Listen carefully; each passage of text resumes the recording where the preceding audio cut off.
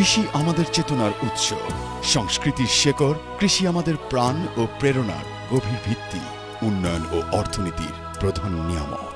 কৃষি দিবানিশি।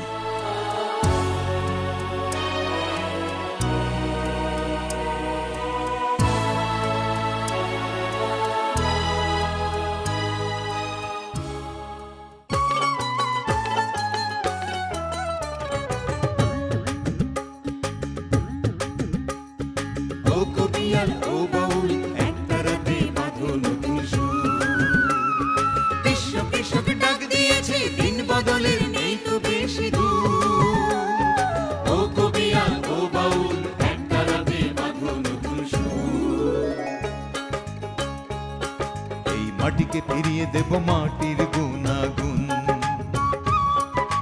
বীজ থেকে আনবো সম্ভাবনার ভ্রূণ, বদলে দেব চাষের রীতি, দূর করে সব ভয় ভীতি, আনবো টেনে বিশ্ব ঘুরে কৃষি জ্ঞানের নতুন রীতি নীতি। শয়নে স্বপনে ভাবনায় চিন্তায় হৃদয় জুড়ে বাংলাদেশ আর বাংলাদেশের কৃষি। কৃষি দিবানিশি, কৃষি দিবানিশি।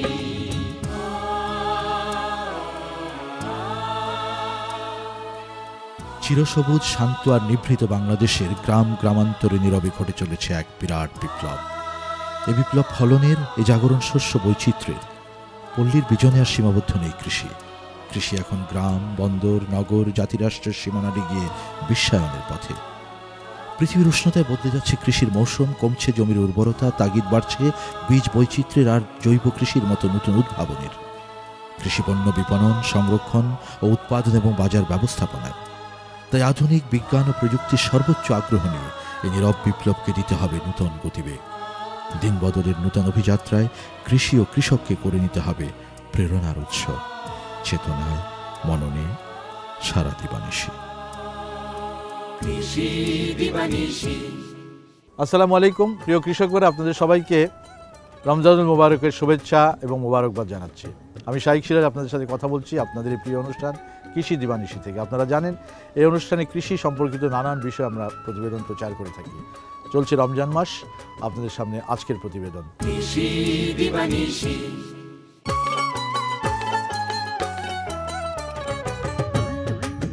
দর্শক, আজ আপনাদেরকে আমি নিয়ে যাচ্ছি সৌদি আরবিয়ার মদিনা মুনাওয়ারা থেকে 10 কিলোমিটার দক্ষিণে সালেহিন নামে একটি জায়গায়। আপনারা জানেন যে সৌদি আরবে দ্বিতীয় বৃহত্তম আয় হচ্ছে খেজুর, খোরমা। তাদের প্রথম আয় আসে তেল থেকে এবং পরবর্তী আয়টি হচ্ছে এই খেজুর থেকে। এবার বুঝতেই পারছেন যে কত বিশাল এক বাণিজ্য। সৌদি আরবের এমন কোনো জায়গা নেই যেখানে খেজুরের চাষ হয় না, এবং হাজারো রকমের স্বাদের, রঙের, ধরনের খেজুর রয়েছে। এই খেজুর একসময় সৌদিদের মূল খাদ্য ছিল। এটি খেয়েই তারা জীবন ধারণ করত, এবং খেজুর এমনই একটি ফল যার ভেতরে সব ধরনের পুষ্টি উপাদান রয়েছে। আমরা আজকে আপনাদেরকে পবিত্র এই রোজার সময় আপনারা একটি খেজুর বাগানে আপনাদেরকে নিয়ে যাব, যেখানে অনেক ধরনের খেজুরের চাষের সাথে আজওয়া খেজুরের চাষের একটি প্রতিবেদন তুলে ধরব। আপনারা অনেকেই হয়তো জানেন আমাদের মহানবী হজরত মোহাম্মদ মুস্তাফা সাল্লাল্লাহু আলাইহি ওয়াসাল্লাম, তার খুব পছন্দের এই খেজুরটি ছিল আজওয়া, এবং এই খেজুরের সাথে, আজওয়া খেজুরের সাথে তার ব্যক্তি জীবনের একটি বড় ঘটনাও আছে, যেটি আপনাদেরকে আমি প্রতিবেদনের ভেতরে বলব। আজওয়া খেজুর রাসূলুল্লাহ সাল্লাল্লাহু আলাইহি ওয়াসাল্লাম নিজে খেতেন, পছন্দ করতেন, অন্যকে বিলি করতেন। কেউ যদি কোনো ধরনের কোনো অসুখ বিসুখ এই সমস্ত বিষয় নিয়ে হুজুরের কাছে আসতেন যে হুজুর আমাকে একটু দোয়া করে দেন, রাসূলুল্লাহ সাল্লাল্লাহু আলাইহি ওয়াসাল্লাম তাকে একটি খেজুর দিতেন, সেটিও ছিল আজওয়া খেজুর। এটা এত অনেক ধরনের রোগের উপশম হয়। আজকে বাদবাকি গল্প আপনাদেরকে বলবো খেজুর বাগানে নিয়ে। চলুন যাওয়া যাক।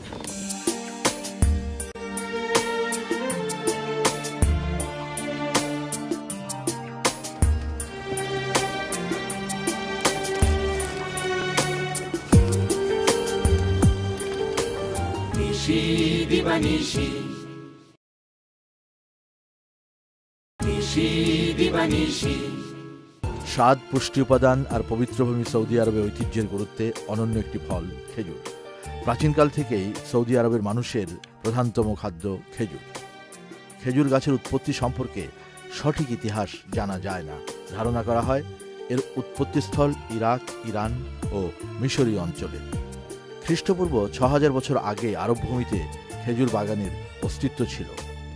মরুচারী আরব জাতির কাছে প্রাচীনকাল থেকেই খেজুরের গাছ খাদ্য, ছায়া এবং কাঠের অন্যতম এক উপকরণ।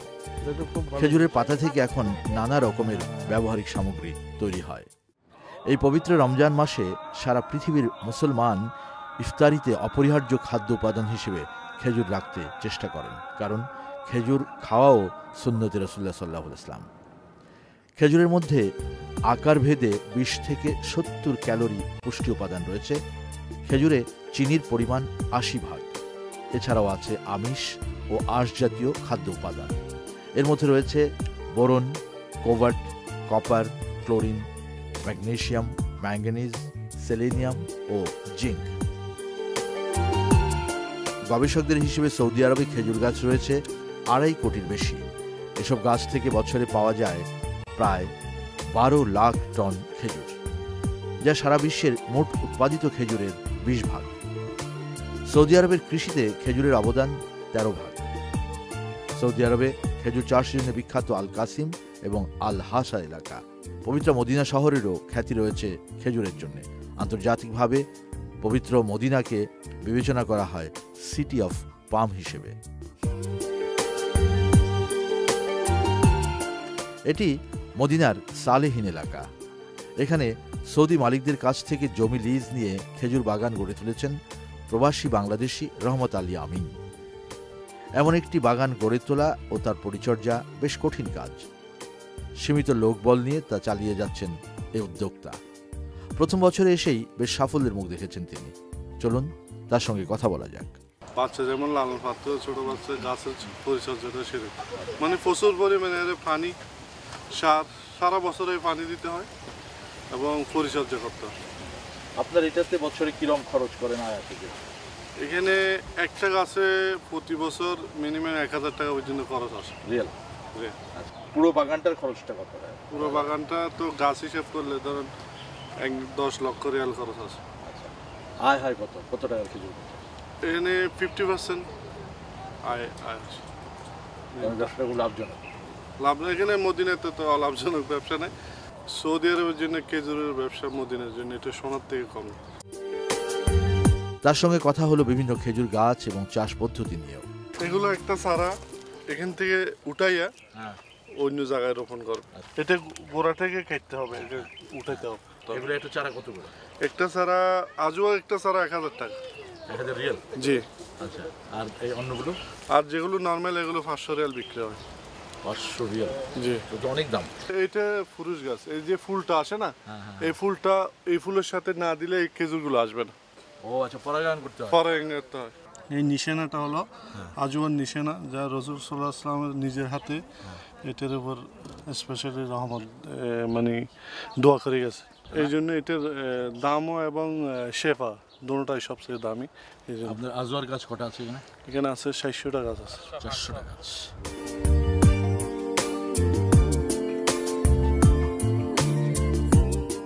সৌদি আরবে তেল উত্তোলন শুরু হওয়ার আগে খেজুরই ছিল অর্থনীতির একমাত্র ভরসা। সে কারণেই ১৯৫০ সালে নির্ধারিত সৌদি আরবের রাষ্ট্রীয় প্রতীক হিসেবে স্থান দেয়া হয় খেজুরের গাছকে। কিন্তু গত শতকের ৭০ সালের শুরুতে এসে খেজুরের উৎপাদন অনেকটা ভাটা পড়ে, কারণ শ্রমিক স্বল্পতা, প্রযুক্তির অভাব এবং খেজুরের ফলন কমে আসা।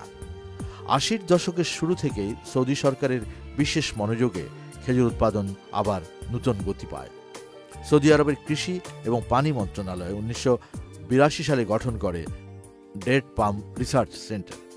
পরে ওই গবেষণা কেন্দ্রের পক্ষ থেকে পরিকল্পিত খেজুর বাগান গড়া এবং খেজুর চাষিদেরকে নানা সুযোগ সুবিধা দেওয়া শুরু হয়।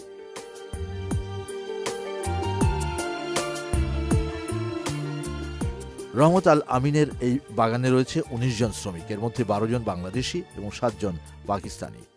কি কি খেজুরের চাষ হয় এখানে? এখানে আজু হয়, সাফাবি হয়, বেত হয়, রুবি হয়, রতানা হয়, আম্বার হয়, সারা হয়, রুবি হয়, সব কিছু হয়। সবচেয়ে দামি খেজুর কোনটা? আজুয়া। আজুয়া। জি। দর্শক, খেজুরের বহু জাত রয়েছে। এর মধ্যে মধ্যপ্রাচ্যের দেশগুলোতে প্রায় 3 শতাধিক খেজুরের বাণিজ্যিক আবাদ হয়। এর মধ্যে প্রায় কমপক্ষে 50 জাতের খেজুর সারা বিশ্বে জনপ্রিয়। সৌদি আরবের বুরাইদাতে প্রতি বছরই বসে বিশ্বের সর্ববৃহৎ খেজুরের মেলা। মদিনা শহরের শুধু খেজুর এবং খেজুরজাত খাদ্য উপাদান নিয়েই রয়েছে বহু সংখ্যক দোকান। এসব দোকানে খোঁজ মেলে বিভিন্ন রকমের খেজুরের, কিন্তু গুরুত্বে আর মূল্যে সবসময় এগিয়ে থাকে আজওয়া খেজুর। এই খেজুরটার নাম হলো মবরুম। এটা মদিনা আল উল্লাতে হয়। বাংলাদেশি প্রায় 1 কেজির দাম পড়ে 600 টাকা।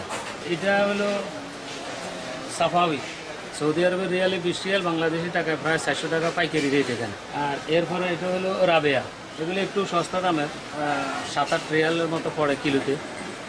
বাংলাদেশি টাকায় প্রায় 150 টাকা থেকে 180 টাকা পড়ে 1 কেজির দাম। আর এগুলো হলো সুফরি, এটা বিশেষ করে সৌদি আরবের বিশায় এই খেজুরটা হয়। এই খেজুরগুলো হলো সোগাই, এগুলো হয় আপনার রিয়াদে। এই যে এটা হলো বর্তমানে এখনকার এই কাঁচা, একবারে ডাইরেক্ট গাছ থেকে আইনা, এগুলো কোনো ফ্রিজিং করা হয়নি এখন পর্যন্ত। এগুলা কমপক্ষে আপনার এখানে নিম্নে 10 রিয়াল কিলো বিক্রি হয় আর কি, 200 টাকা বাংলাদেশে। বাইরের হাজি যারা আসে এরা কাঁচা খেজুর তো, এই জন্য এগুলো খুবই এরা পছন্দ করে। এই খেজুরটার নাম আজুয়া মদিনা।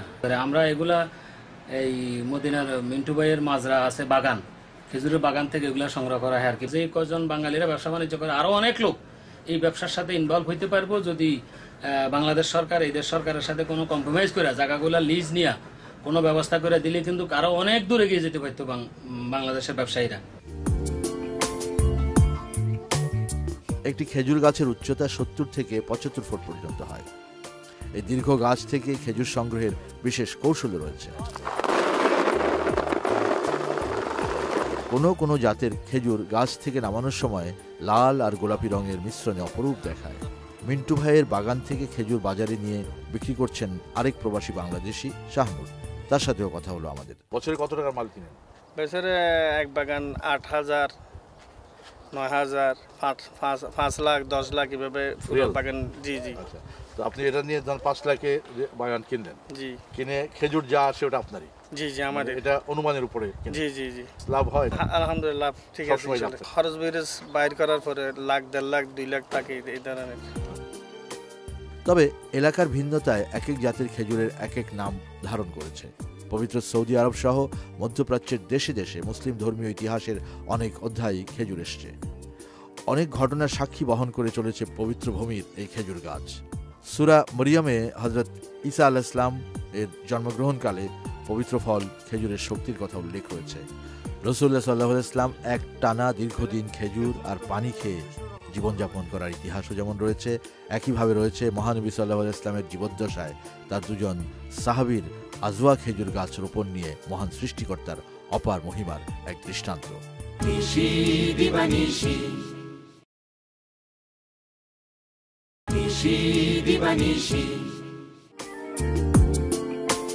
সৌদি আরবে শুধু অন্যতম খাদ্য উপাদান হিসেবেই নয়, ধর্মীয় সংস্কৃতির বিভিন্ন ক্ষেত্রে রয়েছে খেজুরের ব্যবহার।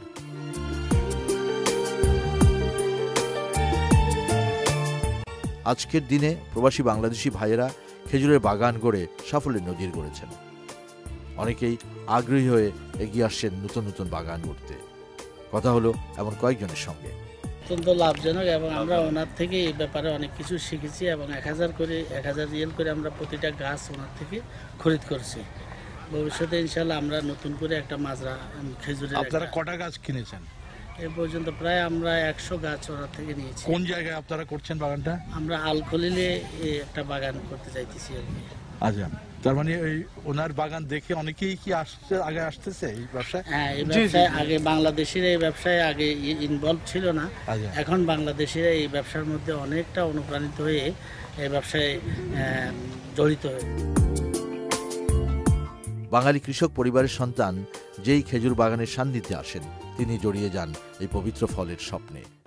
মিন্টু মিয়া এই অঞ্চলে খুব বিখ্যাত, কারণ মদিনার সব বাঙালি জানে যে তার খেজুর বাগান সর্ববৃহৎ খেজুর বাগান, এবং খেজুর বাগান করে সে ভাগ্যের একটা আমূল পরিবর্তন করেছে। সবচেয়ে বড় কথা হচ্ছে যে মিন্টু মিয়ার এই বাগান দেখে প্রতিদিন অনেক দর্শনার্থী এখানে আসছেন দেখার জন্যে, এবং অনেক দর্শনার্থী আসছেন কি করে বাগান করা যায় সেটার জন্যে। এটি তার আজওয়া খেজুরের বাগান, প্রিয় নবী হযরত মুহাম্মদ মুস্তাফা সাল্লাল্লাহু আলাইহি ইসলামের প্রিয় একটি খেজুর, আজওয়া খেজুর। সেই বাগান রসুলের প্রতি তার প্রেম মহব্বত সব কিছু মিলিয়ে সেও সেই বাগানটিকে অত যত্ন সহকারে রেখেছে। দর্শক, বাংলাদেশিরা পৃথিবীর বিভিন্ন দেশে খাদ্য নিরাপত্তা নিশ্চিত করা, খাদ্যের উৎপাদন বৃদ্ধি করার জন্য কাজ করে যাচ্ছে। আপনাদের মনে আছে যে মোতাল্লেবের কথা, সে আসছিল বাংলাদেশের একজন মানুষ এই দেশে শ্রমিক হিসেবে কাজ করার জন্য। একটা আরাবিয়ান এক খেজুরের বাগানে সে কাজ করতে করতে তার নিজের কাছে মনে হলো সে নিজের দেশে নিয়ে এই খেজুরের চাষ করবে। সে এই দেশ থেকে বিছিয়ে নিয়ে গিয়ে সে এখন বিশাল বাগান করেছে। হ্যাঁ, মোতালেব শত প্রতিবন্ধকতা পেরিয়ে অনেক দূরে গিয়েছেন। পবিত্র খেজুর নিয়ে তার স্বপ্ন ও আত্মবিশ্বাস এক অনন্য নজির। সৌদি আরবের যেই খুরমা খেজুর, এই গাছটার মধ্যে হুজুর পাক পানি ডালতো, আমি ওইখান থেকে বেশি আশাবাদী।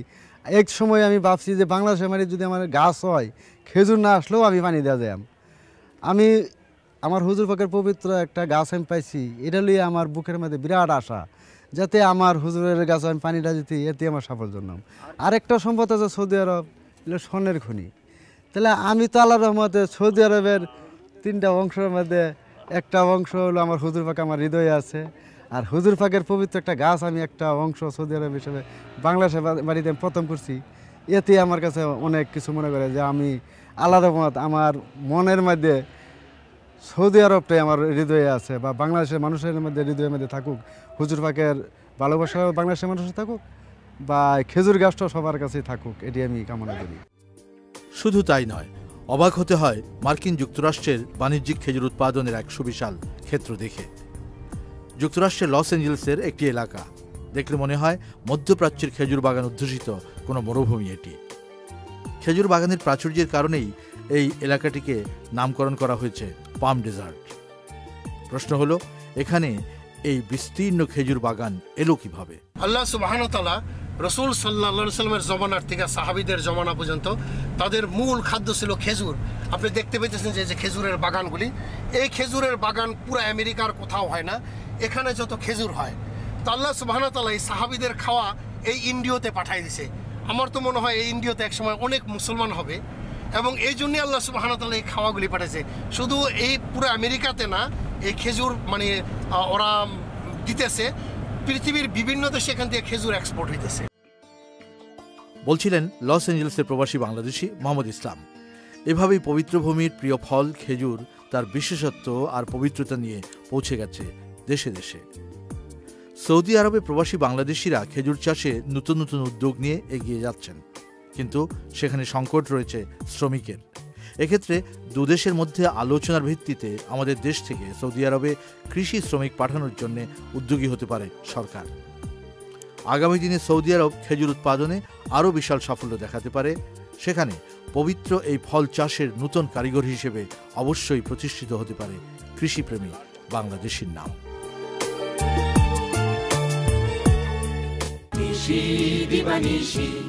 কৃষি সমস্যা, তথ্য এবং উন্নয়ন সম্পর্কিত কোনো কিছু জানতে চাইলে আমাদেরকে লিখতে পারেন। পরিচালক, কৃষি দিবানিশি, GPO box number 2433, Dhaka 1000, Bangladesh. আগামী সপ্তাহে আবার আপনাদের সাথে কথা হবে এই সময় বাংলাদেশ টেলিভিশনে কৃষি দিবানিশি অনুষ্ঠানে। সে পর্যন্ত সবাই ভালো থাকবেন। খুদা হাফেজ। রমজানুল মুবারক।